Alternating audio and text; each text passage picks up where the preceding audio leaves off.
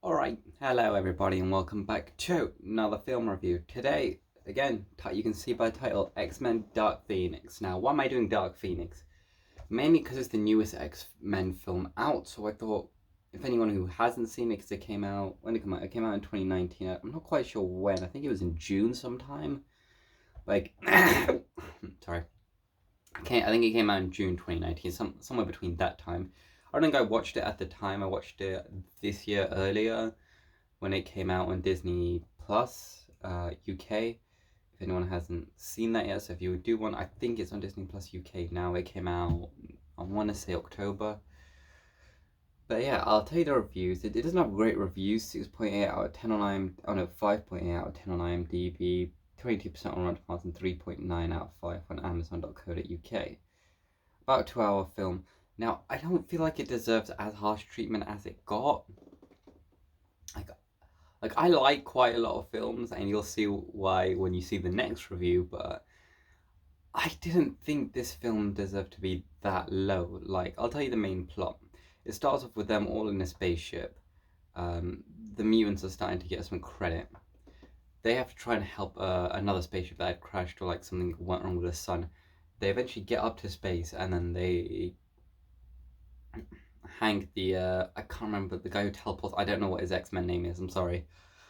He teleports, grabs them, all that jazz, and then eventually there's like a massive, huge like supernova or something like that, and Jean Grey has to go solve it. So she gets there. She eventually is a huge explosion, but she absorbs the power in her.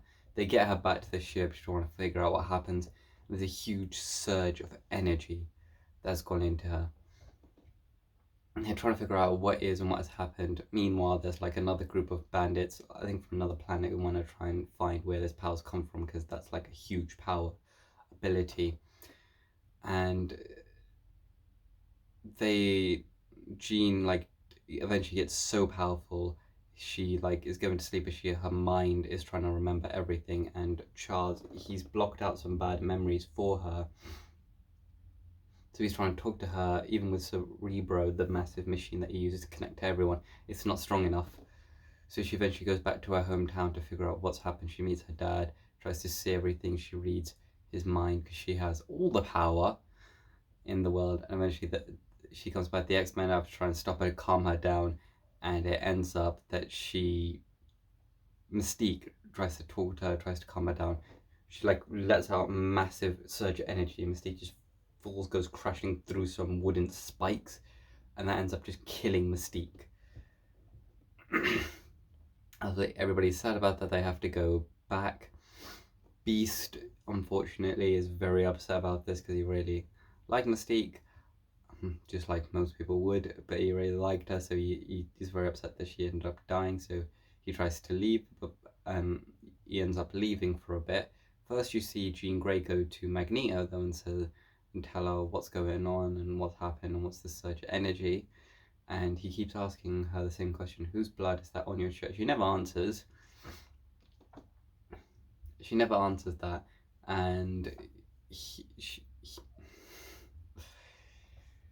she has to leave that area and not come back. And then Beast comes to it a little bit later and explains what has been going on with all that stuff and whose blood that was.